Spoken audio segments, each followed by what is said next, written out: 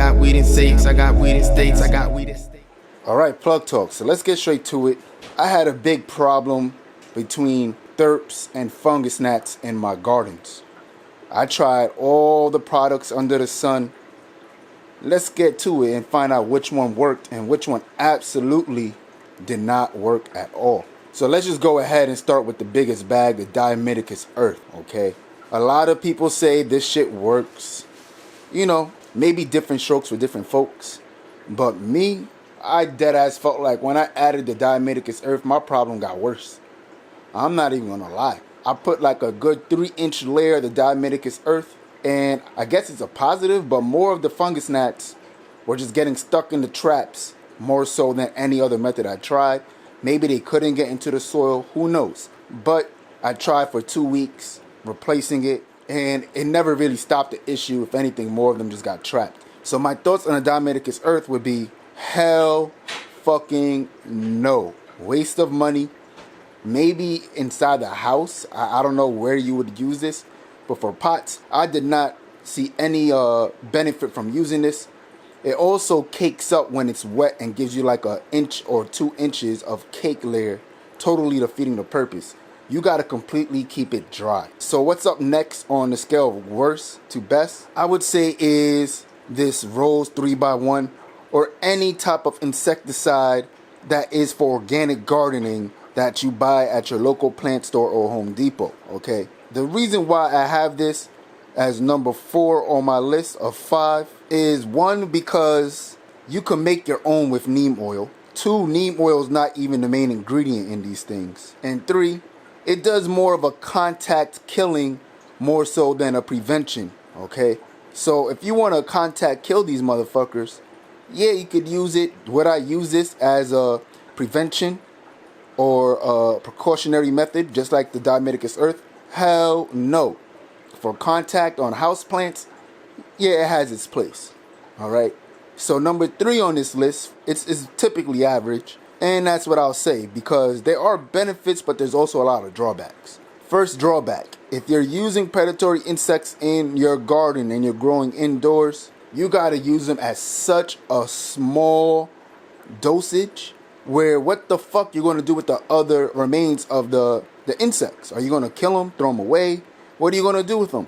2, it works in the circle of life, but you need balance, okay? You need balance for this shit to work. I also found out that it works better in sub-irrigation methods, because when you wet the topsoil, it does disturb their environment and they get a little crazy. They'll try to find ways to avoid the water climbing up, which you don't want them to climb up on your buds. But they're fairly expensive, and for the indoor gardening, I don't know if I would use it, because you gotta buy a bulk or so many of them, and you only need so few, or else you have a population boom. But outdoor gardening, I could see its use. So that leads me to number 2, which is the neem oil, okay? I was torn between putting this in 3, but for the practical use of it, it's number 2. It's one of the best options you could get. If you just buy neem oil, you get yourself some Dr. Bonner's hemp soap, and you're good to go. You got a recipe with some water that's a natural insecticide like this one, but it's straight neem oil contents. So with that being said, it's technically cheaper than the counterpart which you could get at a plant store, because you only need small increments to make a bottle that you could keep using and using.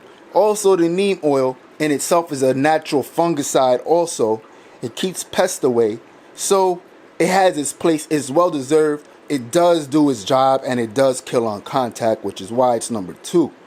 Now, number 1 on my list for me is Mosquito Bits, okay? The reason why they're number 1 for me is a few reasons. 1, because you could use this around pets, people, plants, fish, and livestock. It's mainly a bacteria I'm not going to try to pronounce, but I'll put it up. And this bacteria actually kills the larva. Also, this was the only one to actually completely stop and rectify all pests that I didn't want, from fungus gnats to thrips to an overpopulation of rove beetles. I mean, for 2 weeks, I had 0 gnats on my traps. Now, granted, my medical plants did not really like the solution, all right? They didn't die, but the next day, the leaves clearly showed they didn't like it. Granted, 2 days later, they snapped right out of it. Now, I have a sneaky suspicion that it's something probably with the pH, and I'm going to try to rectify it today. I just want to get into the fungus gnat control section, okay? And it literally tells you mix 4 tablespoons of mosquito bits per 1 gallon of water, soak for 30 minutes, etc., etc. So that's what I'm doing here. I find that, it just makes it more potent when you brew it instead of just letting it soak. It's been soaking for roughly about an hour. So I just want to check the pH, which is funny. I haven't used a pH pen in the last year and a half. Thank you, organics. So let's go ahead and check this pH in my Ep34 pH pen. One of the best pH pens on the market for the value. About $60. Super accurate. Super easy to calibrate. Get yourself a pH pen that's going to last you the test of time. Let's go ahead and turn this bitch on.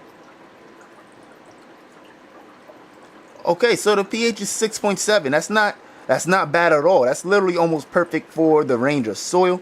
I'm about to go and check out the ppms to see if that's the issue, because clearly it's not a pH thing. So let's go ahead and check out just what exactly is this reading. If you guys can't see it, I know the light is dim because the batteries are low, but it's 121. So with that being said, this is clearly not a pH or a ppm issue. It's just literally they just don't like it for whatever reason. But they gonna get it, because we need to stop these fungus gnats. And I don't want to use this during flower, but I have to in one of my tents because they're flying up. You get the gist. So I wanted to show you guys a few things about this earth box, okay? Since I've been using this cover, just look at the shit. You see the feeder roots already popping through the soil. I mean, look at that, bro. Since there's no light, these top feeder roots are already eating everything through the topsoil. And not even top feed.